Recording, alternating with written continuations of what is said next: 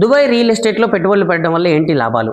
వాస్తవానికి మీ అందరికీ తెలుసో లేదో దుబాయ్ రియల్ ఎస్టేట్ అనేది ఎలా ఉంటుంది అంటే, ఒక కన్స్ట్రక్షన్ కంపెనీ ఒక ప్రాజెక్ట్ని లాంచ్ చేసే ముందు ఇనీషియల్ డేలో దాన్ని ఓపెనింగ్ చేసిన రోజే దాన్ని వాళ్ళు ఈఓఐ అంటే ఎక్స్ప్రెషన్ ఆఫ్ ఇంట్రెస్ట్ అని ఒక ప్రతిపాదన ముందుకు తీసుకొస్తే 1000 యూనిట్స్ కనుక వాళ్ళ దగ్గర ఉంటే దాదాపు 3000 నుంచి 4000 మంది మాకు కావాలని అప్లికేషన్ పెట్టుకుంటారు. అంటే ఇనీషియల్ డేస్లో అప్లికేషన్ దొరకడమే కష్టం అక్కడ. ఎందుకు అంటే మళ్ళీ ఇమ్మీడియట్గా ఒక 5-6 నెలల్లో రేటు పెరుగుతుంది కాబట్టి ఇవాళ పెట్టుబడి పెట్టి దాని మీద ఉంటే మళ్ళీ 6 నెలల్లో ఒక 40-50 లక్షలు పెట్టుబడి పెట్టిన వాళ్ళకి ఒక 6 నెలల్లోనే 25-30 లక్షల రూపాయలు కూడా లాభం తీసుకునే అవకాశం ఉంది. కాబట్టి ముందే అడ్వాన్స్గా అక్కడ ఉన్నటువంటి బయ్యర్స్ దగ్గర చెక్కులు ఇచ్చి డబ్బులు ఇచ్చి పేమెంట్ చేసి ఉంటారు. దుబాయ్లో రియల్ ఎస్టేట్లో ప్రాపర్టీ కొనుక్కోవడం చాలా ఈజీ. జస్ట్ మీకు పాస్పోర్ట్ ఉంటే చాలు.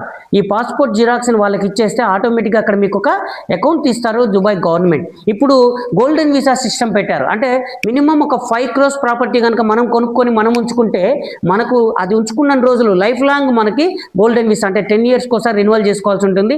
గోల్డెన్ వీసా ఇస్తారు. మనం 5 crores కూడా మొత్తం డబ్బులు పెట్టాల్సిన అవసరం లేదు. మినిమం ఒక 10% పేమెంట్ చేసి మిగతాది ఇన్స్టాల్మెంట్కి వెళ్ళిపోయినా కూడా అంటే ఒక 1 to 1 crore అట్లా ఇన్వెస్ట్ చేసి 50 lakhs to 1 crore మధ్య ఇన్వెస్ట్ చేసినా మనకు 5 crores ప్రాపర్టీని మనం తీసుకుంటే కనుక మన గోల్డెన్ వీసా వస్తుంది, పర్మనెంట్గా ఉండొచ్చు. ఇప్పుడు చాలామంది Dubai to Hyderabad up and down చేస్తున్నారు. జస్ట్ 3 hours జర్నీ మనకి ఇండియా నుంచి. అది ఢిల్లీ నుంచి అయినా హైదరాబాద్ నుంచి అయినా జస్ట్ 3 hours జర్నీ కాబట్టి అప్ అండ్ డౌన్ చేస్తున్నారు. సో కొనుక్కునేటప్పుడు మనకు ఒక అకౌంట్ ఇస్తారు. ఆ అకౌంట్ని వాళ్ళు ఏమంటారంటే దుబాయ్ అకౌంట్ ఒకటి వస్తుంది. ఆ అకౌంట్కి మనం మనీ ట్రాన్స్ఫర్ చేస్తే సరిపోతుంది. ఆ అకౌంట్లో నుంచి అక్కడ కంపెనీకి వెళ్ళిపోతాయి. మన పేరు మీదకి రిజిస్ట్రేషన్ జస్ట్ 4% ఛార్జెస్ అవుతాయి. ఆ 4% 20% మనీ ప్లస్ 4% ఛార్జెస్ కడితే మన ప్రాపర్టీ మన పేరు మీద రిజిస్ట్రేషన్ అవుతుంది. ఆ తర్వాత మంత్లీ ఈఎంఐ లేకపోతే 6 నెలలకు ఒకసారి పెట్టుకుంటాం. మళ్ళీ మనం రీసేల్ వాల్యూ వచ్చిన రోజు 50% ఆఫ్ ద అమౌంట్ పే చేసి రీసేల్ కూడా చేసుకోవచ్చు మనం. సో చాలా రీసేల్వే దొరుకుతూ ఉంటాయి అక్కడ. ఇనీషియల్వి చాలా తక్కువగా దొరుకుతాయి. మీరు మాలాంటి అంటే ఎక్స్పర్ట్లని రియల్ ఎస్టేట్లో అక్కడ వెండర్స్ని అంటే మాకు కూడా వెండర్ ఉంది అక్కడ.